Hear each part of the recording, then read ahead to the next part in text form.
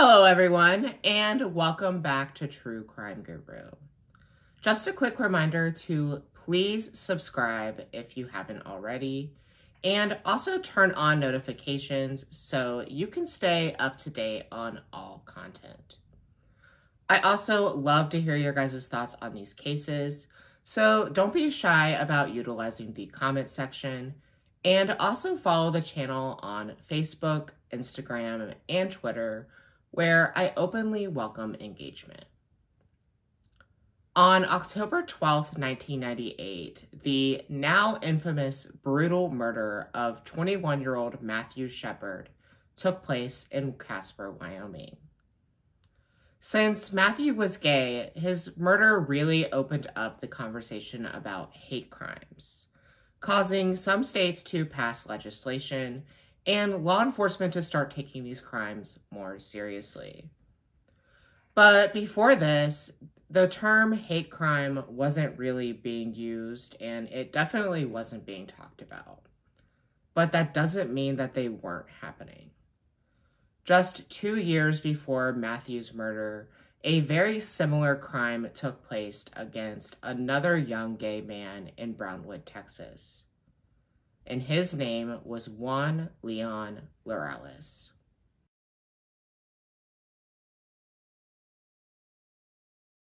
"1996 was the epitome of the 90s.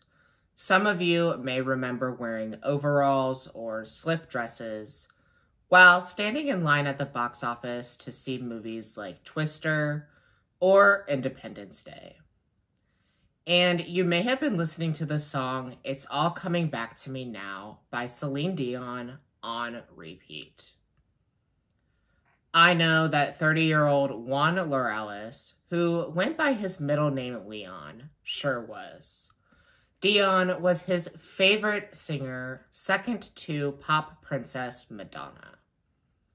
Leon lived in the very rural town of Brownwood, Texas, close to his niece, Arlene, with whom he was very close to. Because Leon was the youngest of 9 children and was born kind of late in his parents' lives, most of his siblings were much older than him. But Arlene was only 2 years younger than him, so their relationship was more like brother and sister rather than uncle and niece.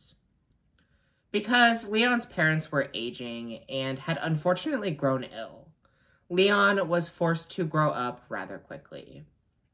From the time that he was a preteen, he cared for his parents, taking them to doctor's appointments and making sure they had their medication. But according to Arlene, Leon did not complain and took on this role as his parents' caregiver with great humility. Leon still made time to take up some interests, though. While attending high school in Brady, Texas, Leon played the trumpet in the school band right along with Arlene. He also enjoyed cooking, dancing, and, of course, listening to Madonna. After high school, Leon would eventually follow Arlene to Brownwood, and even took up an overnight shift at the local Kroger so that he could care for Arlene's children during the day. Leon was a very shy and private person, and not a lot of people were made known of his sexuality. I can imagine living in a small conservative Texas town and being raised in a traditional Mexican Catholic family would make it difficult for Leon to be open about who he was. Despite his shy and quiet nature, Leon was very well liked. Arlene has often described him as a big teddy bear, always being giving and showing kindness towards others, like when he would buy gifts for his coworkers on birthdays and other special occasions. By the time May of 1996 came around, Leon was starting to branch out, make new friends, and coming to terms with his identity as a gay man. But just as Leon was starting to move forward and be himself, someone would stop him in his path. It was late in the evening on May 9th, 1996, and Leon's coworkers at Kroger were very much looking forward to him coming in. Their shift started at midnight, but Leon usually came in a little early so that he could socialize and catch up with them. It was around quarter till when Leon's coworker Peggy spotted his 1988 Thunderbird in the parking lot in its usual spot. But she also noticed another vehicle parked alongside Leon, which was unusual. As it started to get closer to the start of the shift, Peggy and the others were wondering why Leon had not come inside yet.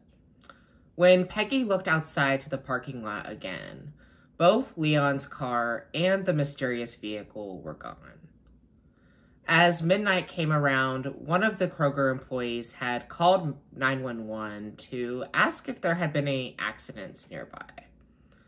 The operator informed that there was an accident about 10 minutes away from the Kroger by a private shooting range, but the coworkers did not know if this was Leon or not.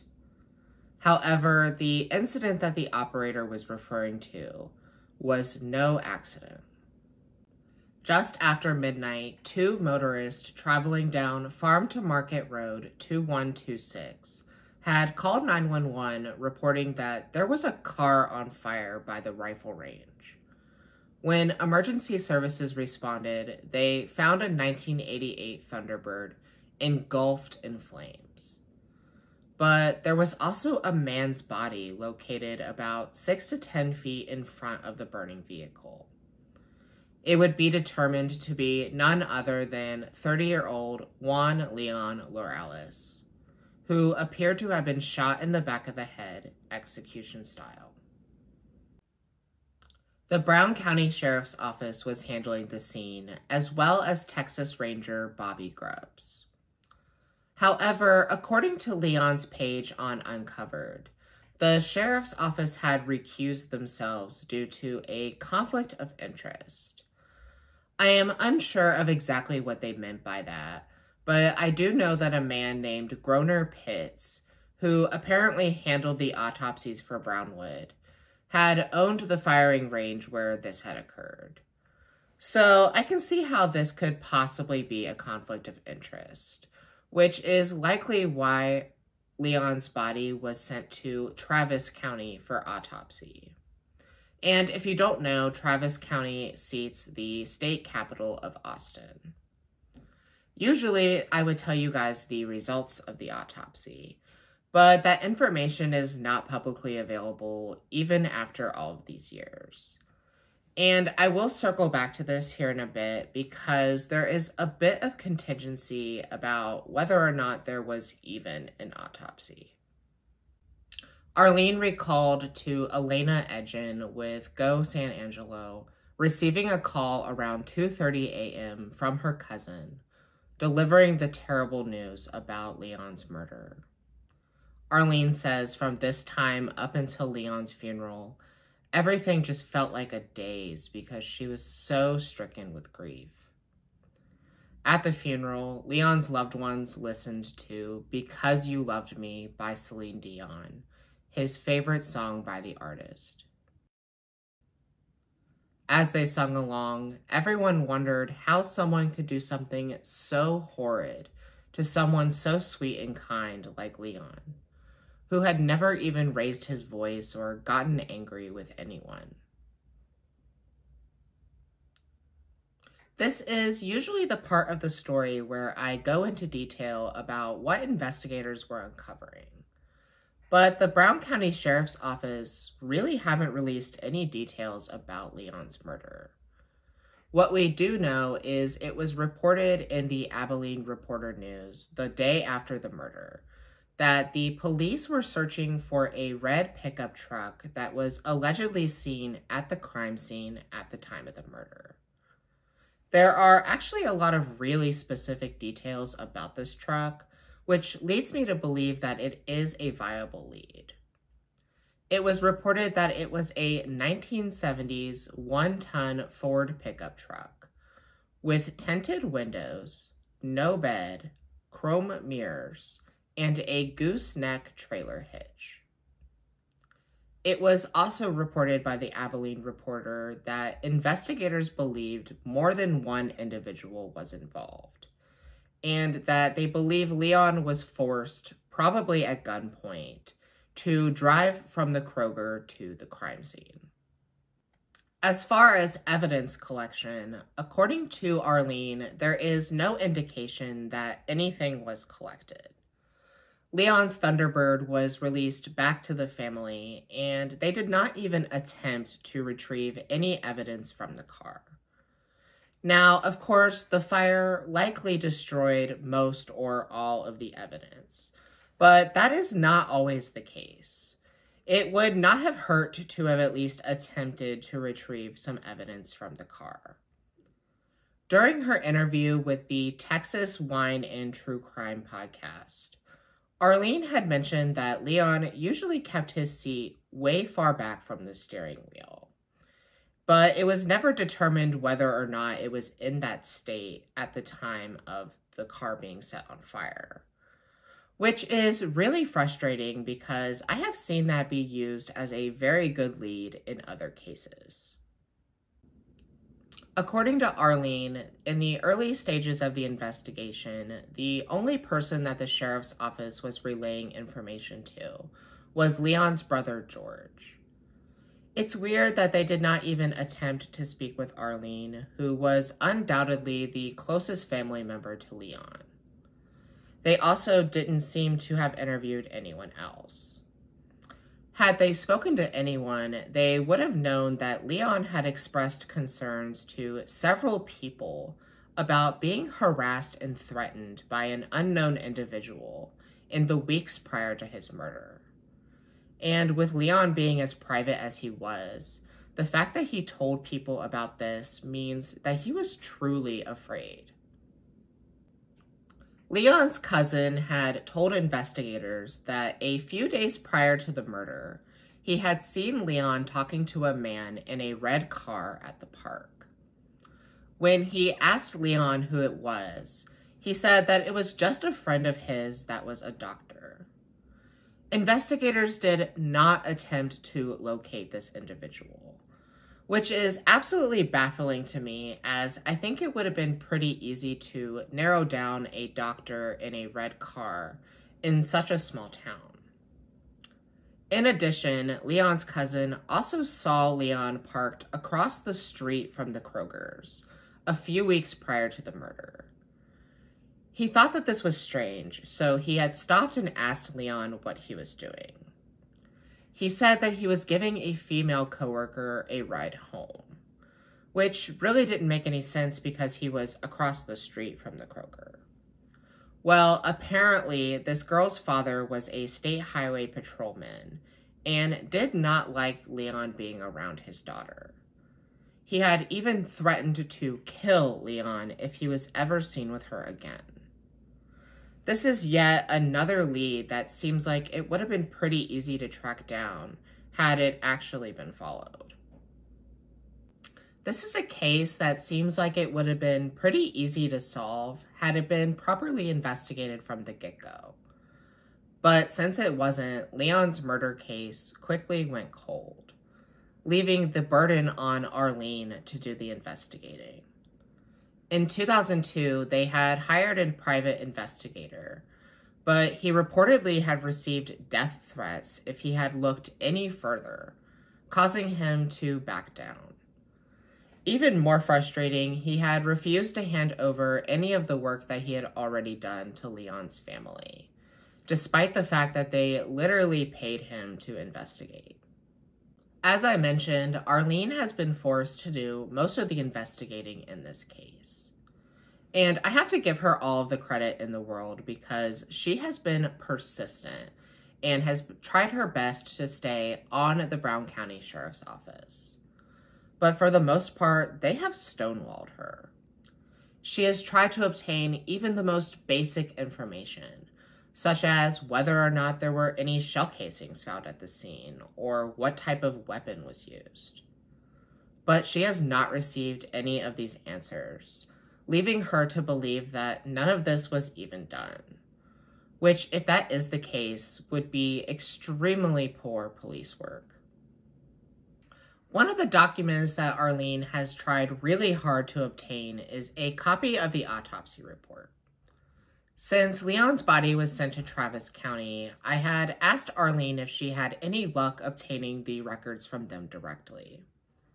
She told me that when she reached out to Travis County, they informed her that a Brown County judge would have a copy of these records, which didn't make sense to her, and it didn't make sense to me either. If the autopsy was conducted in Travis County, which is the 5th most populated county in Texas and holds the state capital of Austin, I would think that they would have some kind of record of this. One of the main reasons Arlene has been told that she can't get copies of these records is because they have not been digitized because the case is so old. However, in terms of the digital age, 1996 really wasn't that long ago. Computerized record keeping became more standard around like 1999 or 2000. And I agree that maybe smaller law enforcement agencies like the Brown County Sheriff's Office likely weren't digitizing records that early. However, I would think by at least the mid-2000s they would have been. So I have to wonder why they wouldn't have, at the very least, digitized records from the mid to late 90s once they had the capability to do so. Maybe they didn't have the staff or the resources, but either way, they should still have copies of the paper records. I have seen even smaller law enforcement agencies keep paper records that go as far back as the 70s, or even the 60s in some cases. Arlene did eventually obtain one page of what was said to be the autopsy report. However, she told me that it only had basic information such as height, weight, and the fact that there had been gunshot wounds to the back of the head. The report was not signed, so Arlene has doubts that what she received was even a part of the actual report. She has also had trouble finding a central person within the sheriff's office that she can contact to inquire about the case. At the end of January of this year, in an email thread that Arlene had posted to the Justice for Leon Laureles Facebook page, she was told by the current sheriff of Brown County, Vance Hill, to reach out to Lieutenant Chuck Woods, who is the supervisor of the Criminal Investigation Division.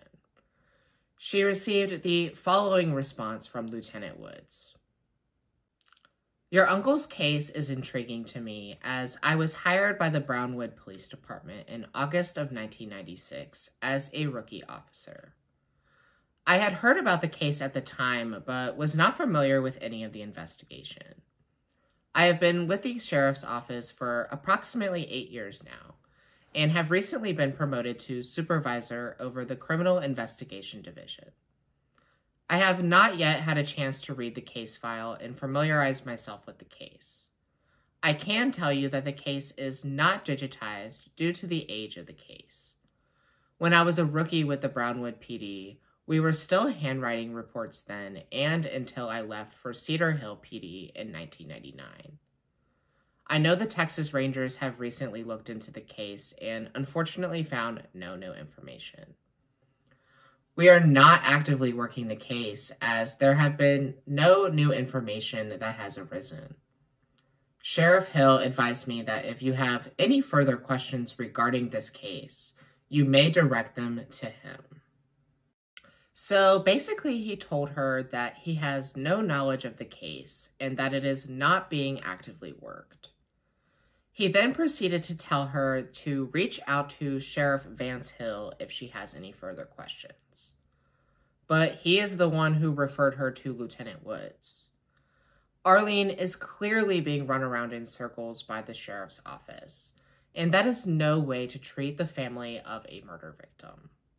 Arlene reached out to Sheriff Hill again, per instructions from Lieutenant Woods. Once again, asking for a copy of the autopsy report and pointing out that Lieutenant Woods told her that the case is not being actively worked. She received the following response. As per the Attorney General ruling, which you are a party to, I will not release any information on this case. I will not comment on what other investigators have said to you. Please reach out to them. I assure you, this is a case I would very much like to close with arrest and convictions. I still believe that this could happen. Thank you. I am unsure of what Attorney General ruling he is referring to, but he once again told Arlene to reach out to other investigators, who told her to reach out to him. This is one of the worst cases of stonewalling I have seen from a law enforcement agency, and it is extremely unprofessional. But even with this treatment, Arlene has been extremely polite and calm in her replies. She just wants to know what is going on with her uncle's case, which is now going on 27 years cold. The Texas Rangers did look at the case, but unfortunately did not draw up any new leads. I'd be curious if the Texas Office of the Attorney General's Cold Case Unit could take over the case. They are the office that is currently handling the disappearance of Jason Landry, whose story we told in episode 2. Jason disappeared in 2020, and the unit is handling his case. So I would hope that the 1996 unsolved murder of Juan Leon Laureles would meet the criteria for their unit. Even with the lack of investigation, in a small town like Brownwood, rumors of what happened to Leon were rampant. Circling back to the story about the highway patrolman that had apparently threatened Leon's life. Many people believe that the daughter that the patrolman didn't want Leon around was actually a son. I don't know if people believe that they were romantically involved or if the son and Leon were just friends. But either way, the theory is that the highway patrolman did not like Leon being involved with them. Probably because Leon was gay. Even though a lot of people were not privy to the fact that Leon was gay, again, this is a small town, and I'm sure it didn't take long before more people found out. Which brings me to the next rumor. Arlene had reached out to an arson investigator named Brian Brindley, and he had informed her of the story that he had been told about Leon's murder. He had told her that some scorned person, in which he did not elaborate on, had been making it known to people of Leon's sexuality. And allegedly, Leon had hit on a guy who was straight. And this guy had told some of his buddies to do something to Leon. This is what is known as gay panic. And if you are not familiar with this term, it is when a perpetrator of a crime against LGBTQ persons will use the victim's real or perceived sexual orientation or gender identity as an excuse for their actions. So, in a situation where a straight man is hit on by someone who is or is perceived to be gay, they feel threatened for whatever reason and try to say that they were only defending themselves. This was more common back in 1996 when Leon was murdered, and this strategy was even attempted by the killers of Matthew Shepard in 1998. Unfortunately, even in 2024, only a handful of states have passed legislation banning this quote-unquote defense. Another popular theory about Leon's murder is regarding the people that Leon was allegedly being harassed and threatened by. They are theorized to be a pair of well-known criminals in town. Some sources say that the pair were brothers, but others say that they were father and son. What's unclear is what kind of beef that they may have had with Leon. It may have had to do with his sexuality, but some people think that Leon had witnessed some kind of illegal activity that he shouldn't have. But just like the other viable leads, whether or not this was properly investigated is unknown. In 2008, the sheriff's office said that they had a person of interest, but they did not say who. However, it would later be said that whoever this person of interest was had passed away in 2014.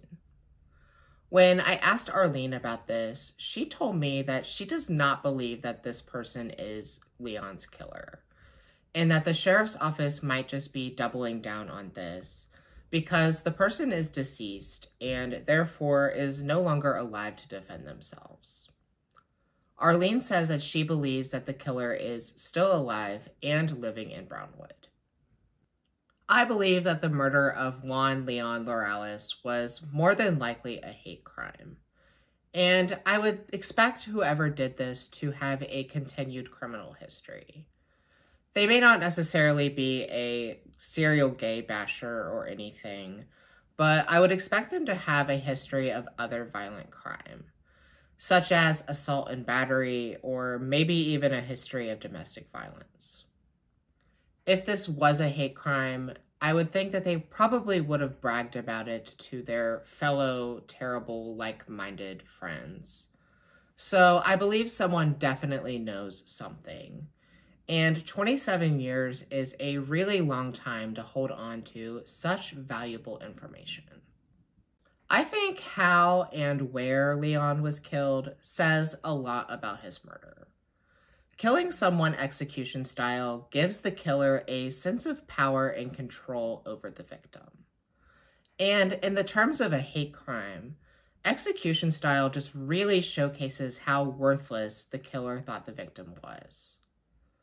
The remote area where Leon was killed says that the person was probably likely from the area. In her interview with the Texas Wine and True Crime podcast, Arlene says that only a local would know that area. She says that she was from Brownwood and she didn't even know it. Also, I believe that it would have taken at least 2 people to commit this crime. And I think that because Leon's car was set on fire, and the killers would have had to get away somehow. And because the car was set on fire, I believe that at least one of the perpetrators would have had to have been inside the car. Killers only set cars, houses, or bodies on fire, usually to conceal evidence. And if none of them had been inside the car, then there would have been no evidence to conceal. It seems that one of the perpetrators had probably held Leon at gunpoint in his car, and the other had likely followed closely behind, likely in the car that was seen next to Leon's at Kroger's. Now, I'd be curious to know if that car that was spotted next to Leon's matched the description of the red pickup truck at all.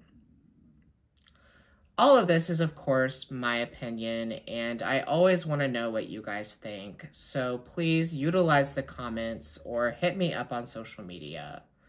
But as always, please be respectful. Arlene is still relentlessly fighting for justice and has spent the last few years putting immense pressure on law enforcement and trying to gain attention from the media, true crime podcasts, and other platforms. In 2023, Season of Justice, which is a nonprofit started by Ashley Flowers, the host of the most popular true crime podcast, Crime Junkie, they had raised money to put up a billboard in town for Leon. At this point, Arlene desperately wants to obtain legal counsel to help her gain access to records and take a more legal approach to gain momentum.